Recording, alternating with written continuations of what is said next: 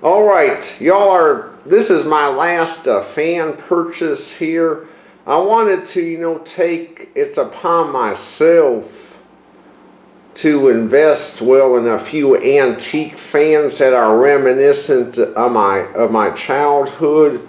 I do actually, own some decent modern day fans, but this right here is, what they, real fan really was, and which is a Lakewood box fan branded, Kmart, and go ahead and show you kind of a side view. Sky blue cabinet. The most pretty fan out there, and Kmart logo on top.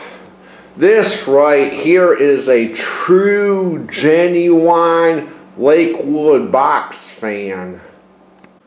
This approximately late 80s to 90s Lakewood banana bladed fan ain't no genuine box fan. That's when they started degrading, the Lakewoods, and this doesn't really do much for me, and also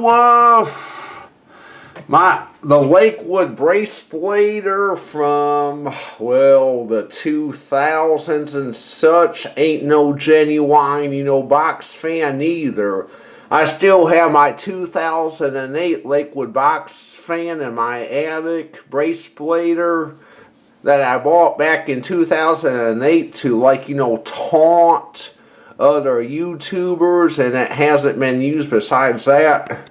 This right here is a genuine box fan. Look, nice broad blades, and I like the rectangles that form a circle, and these fans were a very abundant box fan, in the 1980s, and they were like a scene everywhere. They were a common sight, and as I depicted in my video of my grandparents' fans, they owned one of these. This was one of their, fans, and yep, this is just like exactly as pictured in my childhood memory. Kind of a look up close.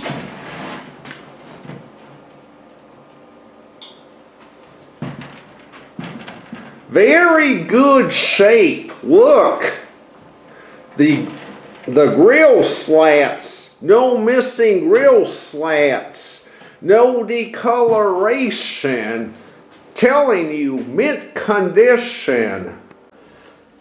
There's a tad bit of discoloration on the back grill, not real bad.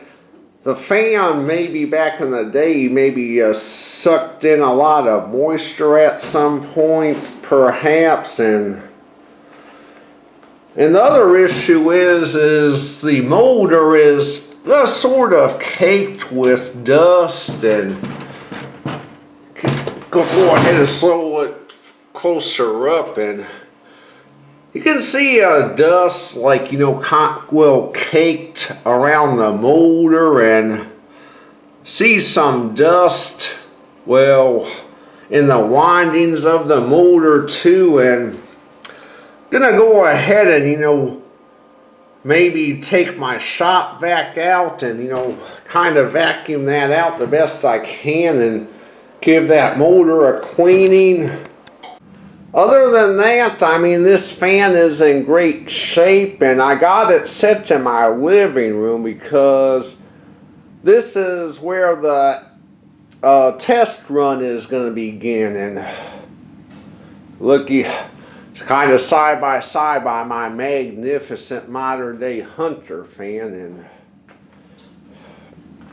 By the way, I got this fan from eBay. It was expensive, shipping charge and all, but I saw eBay as my only opportunity to ever in my entire life get my hands on a fan like this. And here's, well, a look around my living room and give y'all a picture of, well, the area in my living room, and so you can kind of make out how the airflow test is gonna go. This fan actually goes from off, high, medium, and low.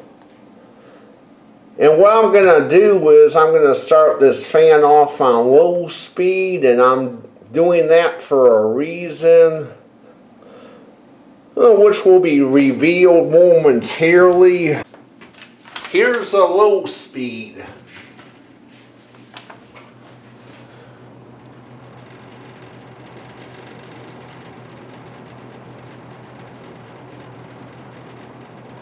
Tad bit rattly on low speed, but not too bad for, well, an antique box fan. And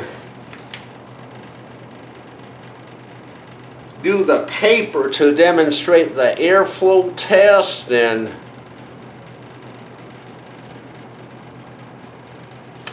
on the low speed, the fan, well, is actually moving the curtains just a tad. And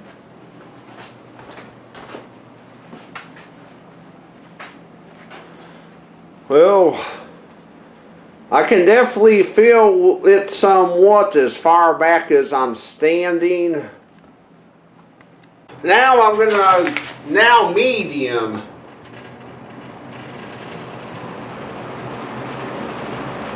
Air movement is getting serious now.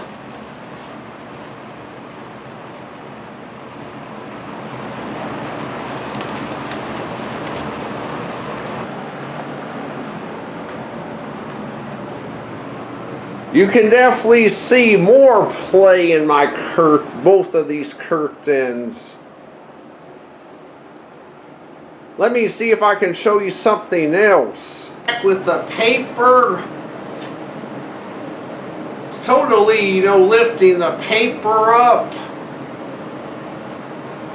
And as a fellow YouTuber mentioned whenever demonstrating his sky blue, a Kmart box fan, some time back, UXW Bill, this is the only warning you're gonna get before the impending tornado.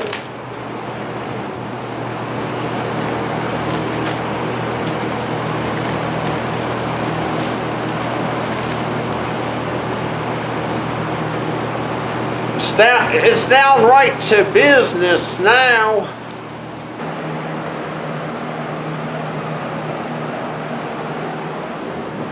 I think it's safe to say, that my curtains are a good prop to tell you that, it's putting out the airflow quite well.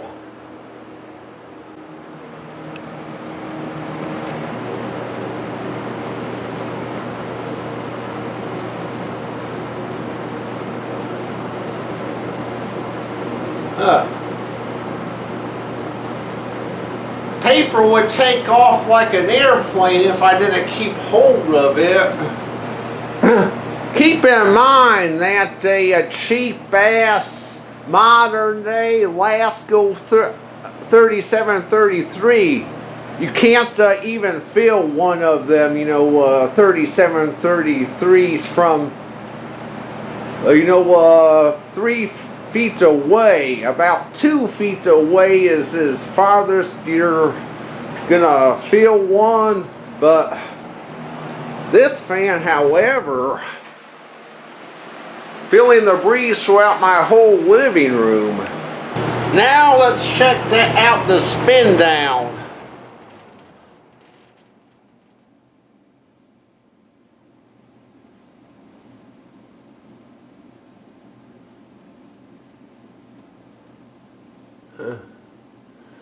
which it definitely has a decent, you know, a spin down. And one of the YouTubers that I keep in contact with, you know, well, it tells me, well, to oil, you know, my antique fans, and I agree with, but this fan here, well, it does have an oil port right there, and definitely going to have to clean out that molder also. And unfortunately, in order to get to the front oil port, what I'm going to have to do is pull the blade off, but I'll have to review other YouTube tutorials, because the thing is I don't want to break the blade whenever I'm, you know, pulling it off. So I want to be very careful and maintain this fan. So that's going to be kind of a learning curve for me, and get to that one day soon, because I am definitely, you know, planning some future use with this magnificent fan, exactly the way a box fan should be. And hopefully y'all enjoyed the video.